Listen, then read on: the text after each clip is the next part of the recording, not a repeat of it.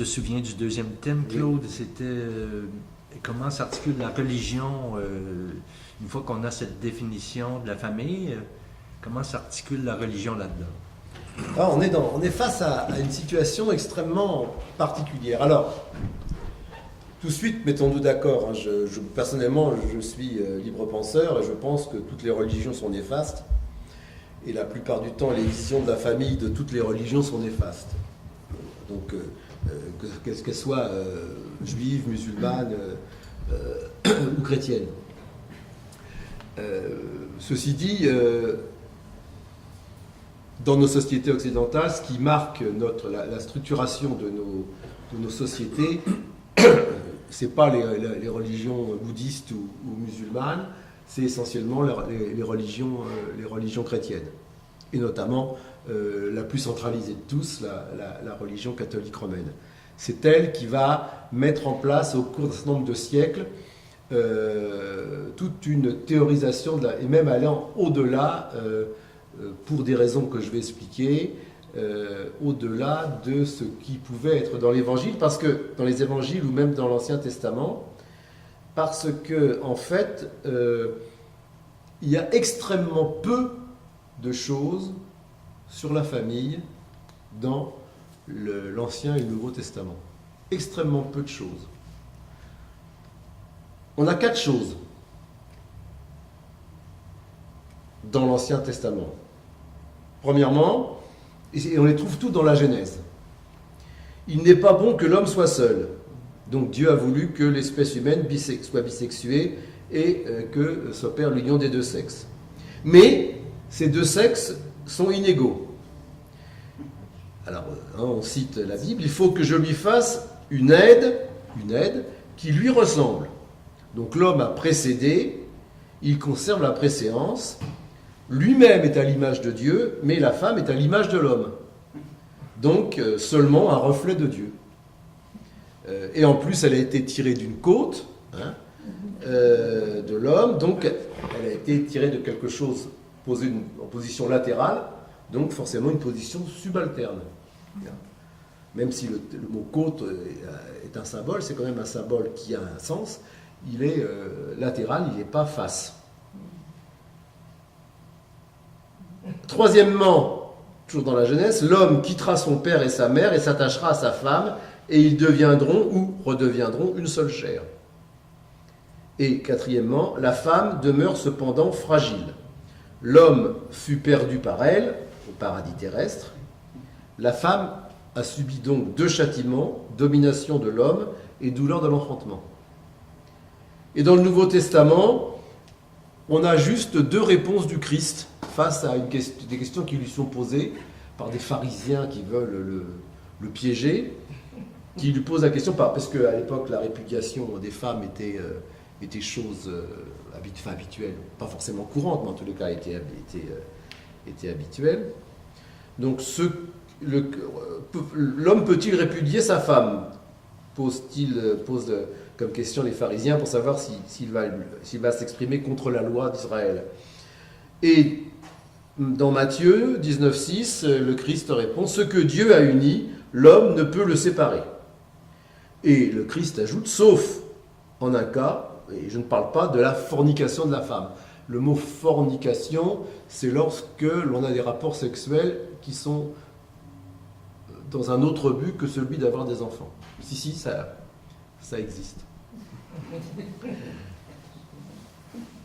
Alors, vu que ça pose des problèmes, les rapports entre les hommes et les femmes, on pose une question, est-il expédient de se marier?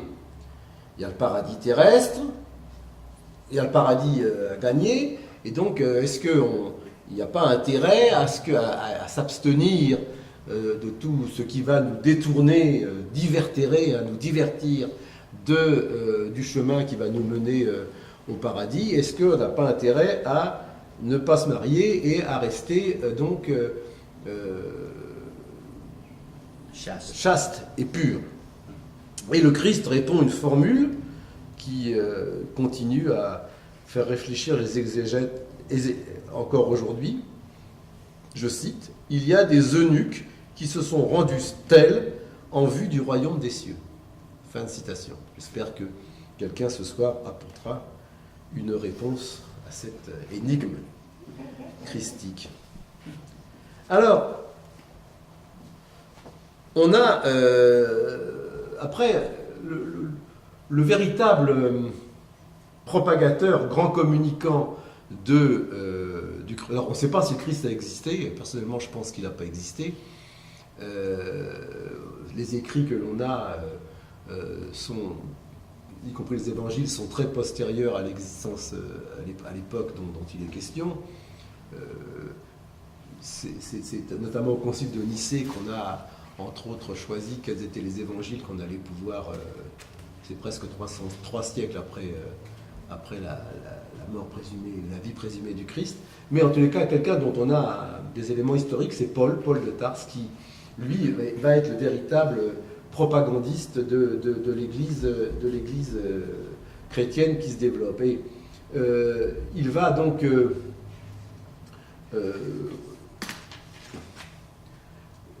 notamment dans des épîtres, rappeler quelle est la position de l'Église au départ. Donc il faut savoir qu'au départ, donc, le christianisme est une secte. Et aujourd'hui, on a analysé, vous savez, la manière dont se développent les sectes et dans la manière dont elles recrutent des membres. C'est-à-dire en commençant par isoler le membre en question, le couper de sa famille, le rendre complètement dépendant de la secte. Au départ, l'Église chrétienne fonctionne de la même façon. C'est-à-dire, elle va se regrouper autour d'elle des gens et qui vivent dans un autre système. Le système polythéiste, dans d'autres systèmes. Et donc, ils vont devoir rompre avec leur famille. Donc, pour une association qui se prétend la principale défenseuse de la famille, ce n'était pas du tout le cas au départ. Alors, que nous dit Paul, notamment dans l'Épître aux Corinthiens? Que chacun continue à vivre dans les conditions où l'a trouvé l'appel de Dieu. Es-tu lié à une femme? Ne cherche pas à rompre. N'es-tu pas lié? Ne cherche pas de femme. Et après, il continue par rapport aux femmes, par rapport au rapport homme-femme. Femmes, soyez soumises. Mari, soyez compréhensifs. La femme est un être fragile. La femme doit révérer son époux. Le mari doit la chérir. Les femmes, dit Paul, sont soumises à leur mari comme au Seigneur. En effet, le mari est le chef de sa femme, comme le Christ est le chef de l'Église. Marie, aimez vos femmes comme le Christ aime l'Église. Alors c'est intéressant parce que ça implique l'indissolubilité du mariage. Que la femme ne se sépare pas de son mari en cas de séparation, qu'elle ne se remarie pas, ou bien qu'elle se réconcilie et que le mari ne répudie pas sa femme. C'est un des éléments qui vont fonder en quelque sorte le fait que l'Église va combattre notamment le divorce. Alors, donc peu de préceptes. Mais alors, ce qui est étonnant, c'est que après, l'Église va se développer. Elle va devenir, même y compris, une religion d'État. Et elle va, en se développant, elle va bien sûr avoir un public, notamment composé de gens qui ont des biens, qui ont beaucoup de biens, de plus en plus. Et bien sûr, il faut que le dialogue change. C'est-à-dire que la conception de l'Église par rapport à la famille va changer à partir de là. Et ne nous marions pas. Et alors, théoriquement, si vous êtes un vrai chrétien qui veut aller à Dieu, vous devez vivre dans la chasteté. Maintenant, si vous ne pouvez pas faire autrement si vous ne pouvez pas vous empêcher, pour éviter le péché, eh bien, il faut vous marier. En quelque sorte, le mariage est une sorte de pis-aller. Et il faudra attendre 1560, je dis bien 1560, pour que le Concile de Trente, dans sa 24e session, fasse du mariage un sacrement particulier par rapport aux autres sacrements. Mais il n'est pas dans les sacrements de l'Église à l'origine. Le mariage, c'est vraiment fait pour ceux qui sont incapables de dominer la chair. Hein. C'est comme ça qu'il faut le considérer. Alors l'Église va, au cours des siècles, elle va instituer tout un système tout à fait particulier, mais pour quelle raison? C'est-à-dire qu'elle va étendre un certain nombre elle va mettre en place des interdits, y compris allant complètement, par rapport à la question qu'a posée Madame tout à l'heure, complètement à l'encontre du droit romain dont par ailleurs elle se réclamait. Par exemple, elle va interdire l'adoption. Le problème des enfants abandonnés, confiés à des organismes plus ou moins d'assistance, va être un des problèmes endémiques, notamment en France, mais dans d'autres pays, de l'Ancien Régime. Jusqu'à y compris à ce qu'on interdise de faire venir dans les hospices de Paris des enfants trouvés en province. Parce qu'il faut les cacher, parce qu'on ne sait pas quoi en faire. Elle va rendre extrêmement difficile le remariage des veuves. Elle va étendre l'interdiction de convoler au 7e degré. Alors ils sont toujours très forts dans les symboles, c'est-à-dire qu'ils représentent ça comme un corps humain. La tête, c'est l'ancêtre commun, d'accord? Les deux épaules, c'est les enfants directs. Et après, vous prenez toutes les jointures. Le coude, le poignet, les phalanges et l'ongle. Le bout de l'ongle représente la 7e génération. Donc, d'un côté comme de l'autre, et puis s'il y a plusieurs enfants, ça peut être d'un côté comme de l'autre, vous n'avez pas le droit de vous marier avec quelqu'un qui a un ancêtre commun avec vous de la 7e génération. D'accord? Et comme c'est la partie du haut du corps, donc ça c'est la partie sacrée. Et on étend ça, bien sûr, à la famille spirituelle. C'est-à-dire votre parrain et votre marraine deviennent les membres de votre famille. Et y compris, ils ont eux-mêmes, donc, ils rentrent dans l'interdiction du mariage. Et bon, alors tout le reste du corps, en dessous de la ceinture, bon, quelqu'un à la hauteur de la jointure du genou, ça vous pouvez vous marier avec lui, mais autrement pas. Et se rend compte, ça semble à quelque chose d'assez énorme. Parce que, en fait, dans des villages, dans la manière dont les gens vivaient à l'époque, dans des lieux extrêmement restreints, dans les familles, on est dans des villages, on est plus ou moins tous de la même famille. Et donc, pour se marier, il faut aller chercher dans d'autres villages, éventuellement. Alors, on ne sait pas exactement comment ça se passait au niveau des familles de roturiers, des paysans, des serfs, etc. Mais c'était essentiellement fait par rapport aux sociétés nobles. Et là, ça rentrait en conflit avec la volonté des seigneurs. Parce que la conception qu'on avait à l'époque, c'est que votre courage, votre noblesse, elle était enfermée dans votre sang. Et donc il fallait transmettre son sang dans les meilleures conditions. C'est-à-dire qu'il fallait avoir le vase le plus pur ou le plus sacré ou le plus noble possible pour que votre sang soit transmis dans des bonnes conditions. Donc il fallait pouvoir se marier avec une femme qui était d'une condition noble, au moins aussi noble que vous, voire supérieure. Donc si vous étiez marié avec la comtesse de machin chose, et que, au bout de quelques temps, vous vous rendez compte que finalement ça pourrait être mieux.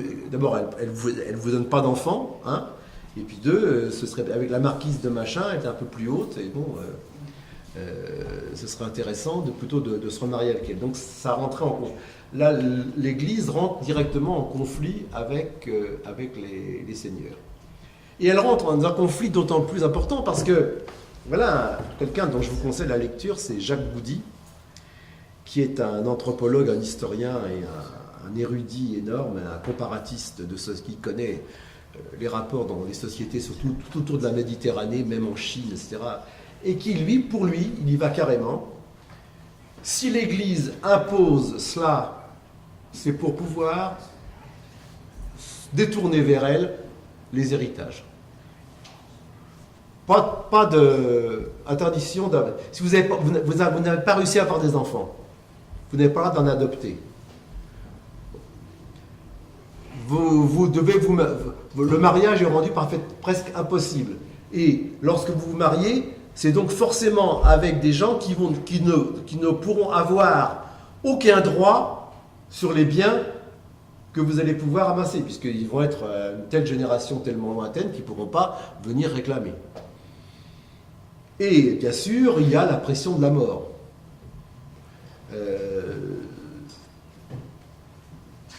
On cite ici quelqu'un, enfin dans ce livre, une citation d'un latin qui dit « Il est très triste de laisser peu de choses à ses enfants, mais il est encore plus triste de menacer sa vie éternelle. » Ça va très loin, c'est-à-dire qu'en fait, l'Église se fait donner des biens fonciers. Alors, c'est pas dans un but genre Oncle Picsou, ramasser de l'argent et pour pouvoir plonger dans une piscine de dollars. C'est pas ça. Bien évidemment, elle doit entretenir tout son personnel. Les églises à l'époque entretenaient complètement leur personnel, il faut les financer. Elles s'occupent d'éléments charitables, etc., certainement. Ceci dit, aux alentours du 7e siècle, l'Église, en Europe, possède entre 26 et 31% des biens fonciers de l'Europe. C'est-à-dire, elle est le plus riche propriétaire foncier.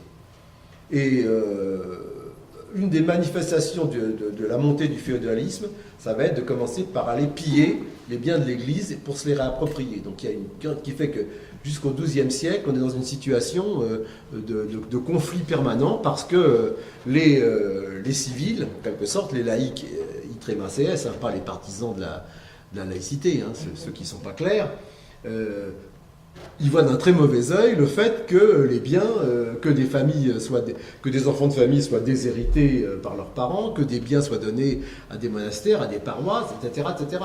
Et ça pose, il y a des problèmes entre les civils et les religieux, mais il y a des problèmes au sein des religieux eux-mêmes, parce que la question du mariage des prêtres n'est pas encore réglée. Il faudra entendre encore, c'est en 1560, encore une fois, au Concile de Trente, qu'il est affirmé que les clercs ne doivent pas se marier. Alors, c'est pas pour ça qu'ils se mariaient tous, mais ça veut dire qu'il y en avait encore, le problème n'était toujours pas résolu.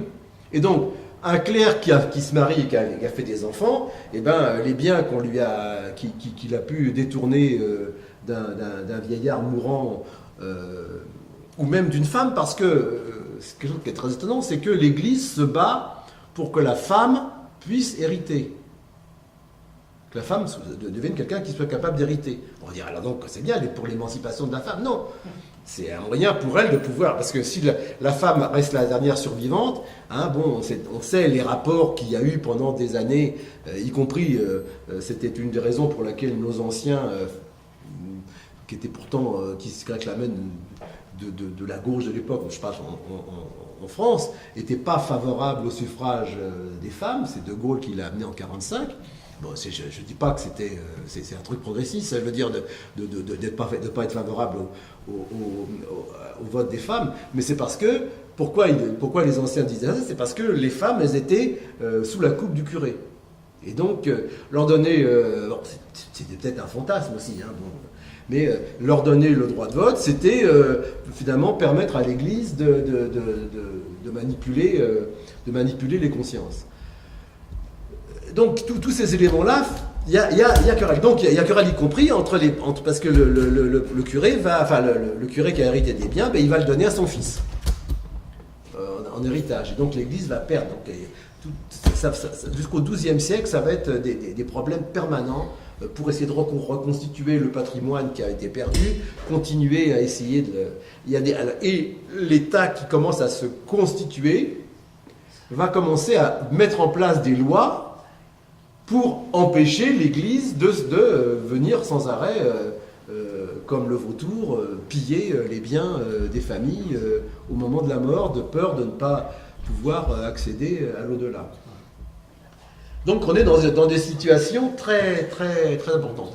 Autre élément important de la bataille que les églises vont mener, c'est le fait que, alors, qu'est-ce que c'est que le mariage est le résultat de l'accord volontaire entre un homme et une femme. Il pouvait très bien se passer, par exemple, que voilà, les parents ne sont pas au courant, ne sont pas d'accord, mais voilà, donc en pleine messe le dimanche, le jeune homme et la jeune femme se lèvent et il dit, moi, Matthieu, je prends Perrine pour compagne, moi, Perrine, je prends Matthieu pour compagnon, pour mari, et ils étaient mariés, selon l'Église, ils étaient mariés. C'est un consentement mutuel. Et c'est quelque chose qui ne plaît bien sûr pas au Seigneur. Et la question du mariage clandestin est permanente. Vous voyez, bon, moi, je suis professeur de lettres, mais peut-être vous avez entendu parler des faubourgs de Scapin. Les faubourgs de Scapin, c'est au départ, un des problèmes, c'est celui du mariage clandestin du fils, qu'il faut qu'il fasse accepter au père. Et ça, les pères n'acceptent pas, donc les mariages clandestins, et l'Église, pour elle, un mariage clandestin est un mariage. Et donc, il est indissoluble, parce que ce qu'on appelle le divorcium, c'est une simple séparation de corps. Vous n'avez pas le droit de vous remarier. On peut obtenir une séparation de corps, mais on ne peut pas se remarier dans leur système. Et donc, il y a au Concile de Trente, le roi de France discute avec les évêques ou les cardinaux qui sont présents au Concile de Trente pour obtenir que l'Église désavoue les mariages clandestins. Il y avait tout intérêt parce qu'un de ses fils était dans ce cadre-là. Et il se trouve face aux jésuites qui commandent... Alors, apparemment, dans un premier temps, les Français vont... Apparemment, tout le monde est d'accord, la majorité est d'accord avec eux. Mais les jésuites commencent à agiter et à faire du mouvement pour empêcher. Ce qui fait que l'Église se retrouve dans une situation où elle va essayer de trouver un moyen de sortir, mais pas vraiment, qui ne va pas être vraiment... C'est-à-dire qu'elle va dire, oui, les mariages clandestins, ben, c'est valable, mais c'est pas bien. Bon. Et donc, on va instaurer tout un système. C'est-à-dire que pendant 3 fêtes avant le mariage, il y a beaucoup de jours de fête à cette époque-là, hein, chaque dimanche, le curé du village du fiancé et du village de la fiancée, il va devoir annoncer publiquement, c'est l'origine de la publication de ce qu'on appelle les bans, hein, il va devoir annoncer publiquement qu'un tel et une telle vont se marier. Pour voir s'il n'y a pas de, justement, ben oui, mais il ne peut pas se marier parce qu'il est sa cousine ou c'est son cousin au xème degré. Bon. Donc, s'il y a un empêchement au mariage. Ou elle ne peut pas se marier parce qu'elle sait déjà, oui, il ne peut pas se marier parce qu'il s'est déjà engagé. C'est très important parce que l'engagement est quasiment plus... À partir du moment où il y a l'engagement de mariage, c'est déjà plus important, c'est aussi fort que le mariage lui-même. Rappelez-vous peut-être encore une autre pièce de théâtre, la fameuse scène du mariage de Figaro, du mariage de Figaro, où on lui fait un procès parce que il avait soi-disant promis mariage à une autre personne. Et donc il y a toute la querelle de « Non, vous avez écrit « Je la rembourserai et je l'épouserai ». Non, dit Figaro, j'ai dit « Je la rembourserai ou je l'épouserai ». Donc c'est des choses qui... Donc la fiancée était déclarée desponsata, c'est-à-dire qu'elle était déjà mariée, en quelque sorte, elle était déjà vendue, elle était déjà mariée. Les accords étaient faits. Le mariage, finalement, était une simple, on va dire... oui, c'était purement formel, à partir du moment le plus important étant l'engagement. Et donc, publication des bans, obligation de se marier en présence d'un prêtre, mais, si vous regardez bien, ceux qui sont des spécialistes des sacrements religieux, le mariage est le seul sacrement qui n'est pas effectué par le prêtre. Le baptême, c'est le prêtre, etc. Les autres sacrements, le sacrement de mort, etc. Tous ces éléments, c'est donné par le prêtre. Le mariage, c'est un sacrement qui est fait par les mariés eux-mêmes. Moi, le curé ou le prêtre n'est là que comme témoin. Encore une fois, il ne faut pas oublier que dans l'esprit du christianisme, le mariage est inférieur à la situation de virginité, à la situation de célibat. Et c'est pour ça que, contrairement à ce qu'on pense, c'est pas de mal à veille qu'on verra, on s'en fiche, je veux dire, nous, mais je veux dire, c'est pas de mal à veille que les curés, ni leurs enfants, comme on dit, ne verront le mariage des prêtres, parce que c'est dans la nature même de la conception du catholicisme romain.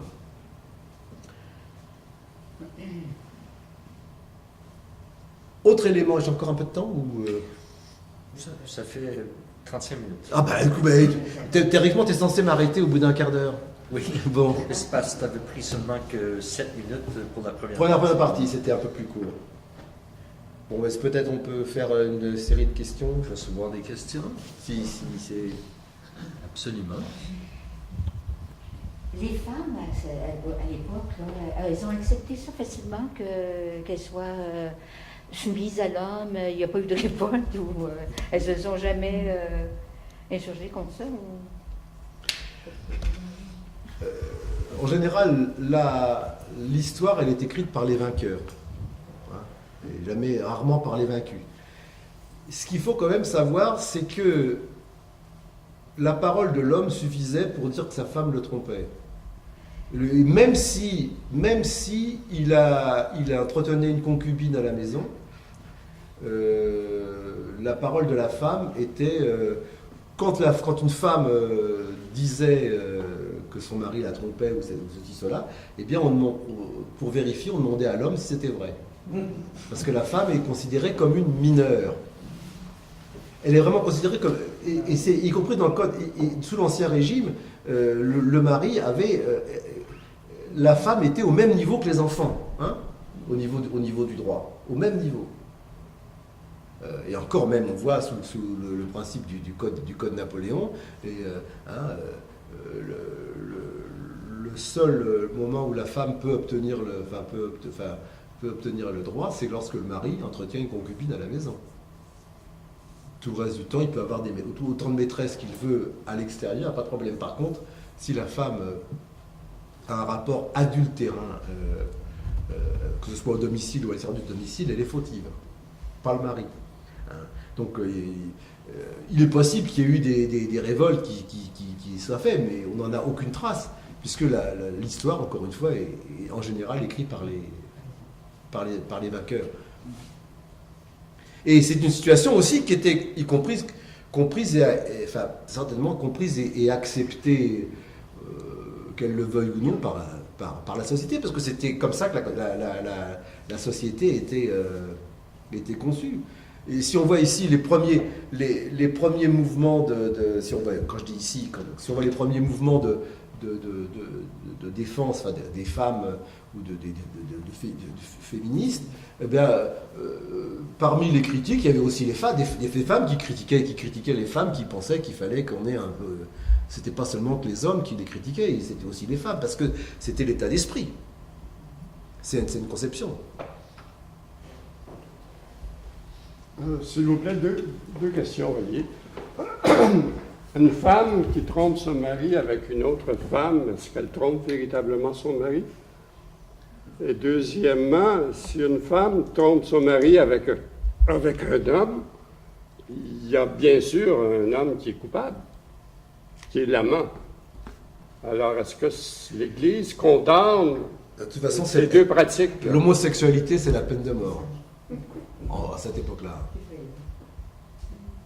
Dans beaucoup de pays, l'homosexualité, c'est la peine de mort. Et d'ailleurs, encore aujourd'hui, dans certains pays, l'homosexualité, c'est la peine de mort. Pourquoi c'est Ah ben, c'est parce que c'est des arriérés d'État. C'est pas, je suis pas en train de défendre ça. Non, bien sûr. Tu comprends bien. Je comprends. Mais c'était quoi les raisons qu'on donnait? Mais c'est parce que c'est déjà dans le Deutéronome, je crois, sur les interdits, c'est l'abomination des abominations. Le Dieu a créé deux sexes différents et forcément, l'accouplement ne peut se produire qu'entre deux sexes différents. Autrement, c'est une injure à Dieu, c'est une injure à la création. Une question aussi. J'aimerais savoir, est-ce qu'il n'y a pas une différence en fait entre l'homosexualité masculine et féminine, y compris dans l'Ancien Testament? Il me semble que les références sont toujours des références à l'homosexualité masculine, jamais à l'homosexualité féminine. Est-ce qu'il y en a? Je pense que non. Je pense que tu as raison, Michel. Je pense pas. Je pense qu'effectivement, c'est essentiellement l'angoisse et la haine et la crainte de l'homosexualité masculine, effectivement, qui est permanente. Mais